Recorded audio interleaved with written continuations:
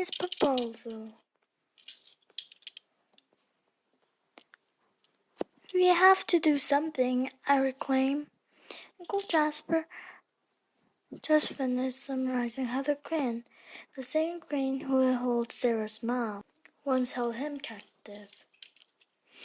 Now she has also lured Sarah and Jake into her palace.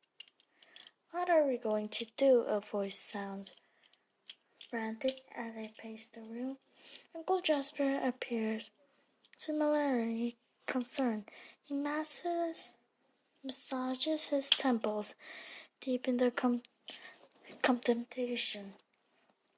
Seth sees something overwhelmed with the situation, allowing Odie to casually sniff one his dangling tentacles. The sun should be rising soon, so we should probably rest while we can approach the problem refreshing in the morning, Uncle Jasper says. While the logical part of the brain, now he's logical part of my brain knows he's right. My heart almost shatters in that instant. We have to help them now. Them, I pleaded.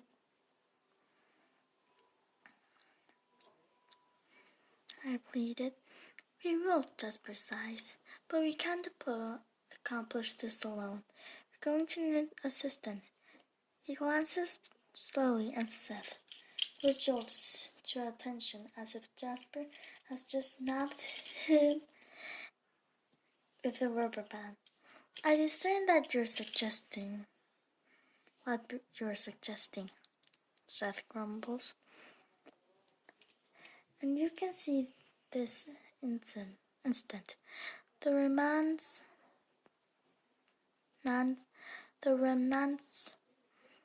of my once great civilization will not place one terrible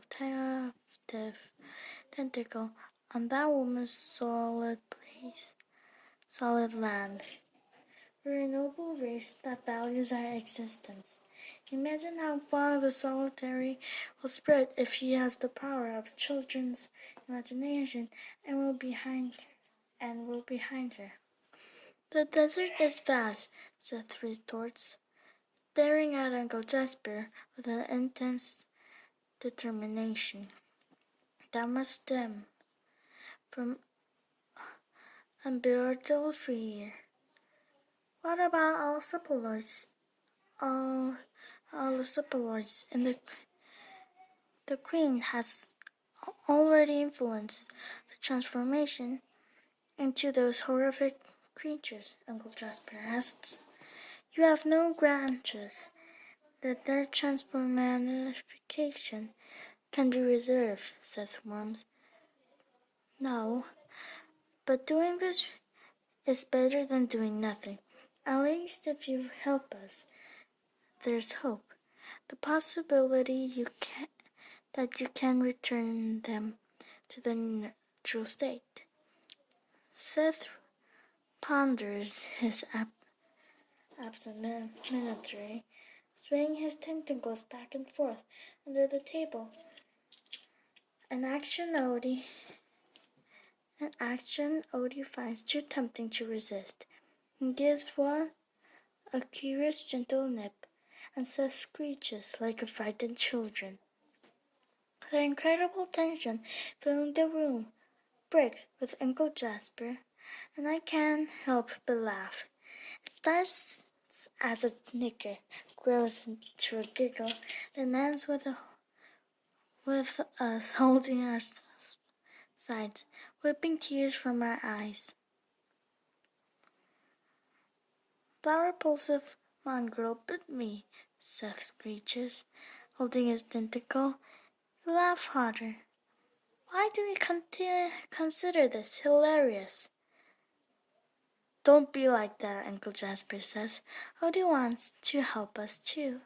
You two help us too. Less than assumed, Seth retreats suddenly, crossing his tentacles in front of him. Your cruelty knows no bounds, he mumbles. I'm sorry, but I'm exhausted, Uncle Jasper continues. Let's rest for a few hours.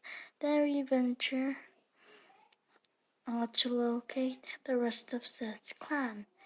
He stretches out of the bed and is still snoring loudly.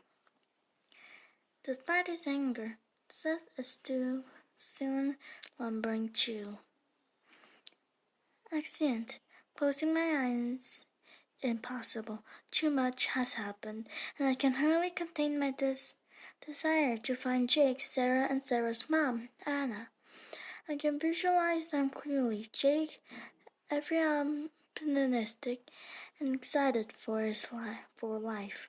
Sarah, her timidity, hiding great strength. And Anna, whom I have never met, but those faces is emblazoned. In my memory, I wish they were here right now, all of them safe and happy.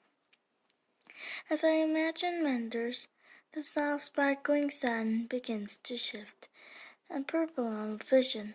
I turn my head and freeze. There stand Jake, Sarah, and Anna, just as I imagined them.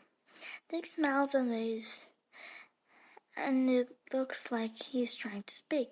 Sarah breathes frightened. She hides behind her mother, who has the expression of pure love. I remember from the picture of her in the hidden room. I walk toward them, too overwhelmed to speak. My walk quickly becomes a dash toward Jake, wrapping him in my big bear hug. I lift him off the ground and swing his body around, ecstatically laughing. He's smiling, but his mouth is open as if he's laughing, but no sound emerges. I place him back on the sand and turn to Sarah, who creeps from behind her mother and opens her arms for a hug. All three are still silent, and something about the entire situation feels wrong. I tentatively step towards Sarah, and a broad smile spreads across her face, her teeth gleaming almost menacingly as she moves forward, enclosing me in her arms. At first, the hug is gentle, but it quickly becomes tighter as she embraces me with a strength Sarah couldn't possess. I attempt to pull away, but she's pinning my arms to my sides. I'm struggling violently, twisting back and forth, trying uselessly to escape. And that isn't Sarah leans forward and says in my ear, "You needn't be frightened, child. I simply want to bring you to your little brother and your friend." And friend, her voice isn't Sarah, but that of an old woman. There, she is here with me, safe and happy. I can make all your dreams come true. Give you everything you ever wanted. Take away all your pain if you come to me and help me. She pulls back. Her face is no longer Sarah's. It's more fitted into a beautiful woman's, with brown hair pulled into the burn about me and my mother. As I look into her eyes, I feel safe and loved, as if everything she's saying could be true. I want it to be true. "Quinn, no!" Uncle Jasper yells from the entrance of the house. He races over the beings urgently and tearing me at the woman's arms. But she's too powerful. I imagine them gone right now.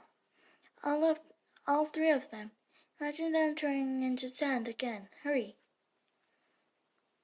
I pictured the three of them dissolving, becoming 3 mounds of sand at our feet. My eyes closed. I focused now on nothing except that image. Slowly the woman grabbed Snackers, and I opened my eyes to see her face melting away, and it made of wax. The final thing she whispers before disappearing completely to the glittering sand is, "Come to me." Uncle Jasper examines me to make sure I'm all right. "She's growing too strong," he whispers. Seth and Odie come trasping out of the house now, still half asleep. "What the dickens is happening out here?" Seth asked. Quinn conjured up for something simulacrum of Jake, Sarah, and Anna from the sands, and the Queen notched her creations, Uncle Jasper exclaims. "She was here?" Seth grasps. "We must evacuate immediately." "It wasn't really the Queen," I say, thinking of the woman's kind expression and voice, and how genie and tempting her proposal seemed. I have a hard time remembering why I was trying to escape her grasp. Uncle Jasper dashes back into the house and brings gathering supplies. "It doesn't matter," Sis continues. "She was here, of part of her consciousness, or Will was here, which means she knows we're here, where here is, and her minions can't be far behind." Just as Uncle Jasper bursts out from the house, I hear a mumbling, like rocks grinding against each other, and the ground shifts beneath my feet. Odie barks, and Uncle Jasper seizes Seth and throws him on his shoulder. "Run!" Uncle Jasper screams, and I scoop up Odie, who is about to chomp down the tentacles knocking from the sand. My legs sting from the externation as we sprint toward the solid ground. I glance behind in time to see the entire house crumbling and sinking into the soft sand as the creatures slither their way out of their parasite. Soon we're on firm earth again, but the creatures follow close behind, 8 or 9 of them, tumbling over each other in a mass of terrifying claws, appendages. "Seth, a little assistant," Uncle Jasper says, running ahead of me. "What would you like me to do? Irritate their eyes with the dust I can't manipulate on the solid ground? Why don't you do something?" "I've been trying, but nothing is responding. It's like the stand doesn't hear me." Uncle Jasper sounds truly terrified as he gasps for breath. "Quinn, I need you to imagine a wall taller and longer than any you've ever seen. Right behind us, concrete on it, as hard as you can, but don't stop running." I try to visualize a massive wall, and my mind is instinctually drawn to the Great Wall of China. We learned about it in school weeks ago, but that seemed like another lifetime. I remember being in awe of how far it spread.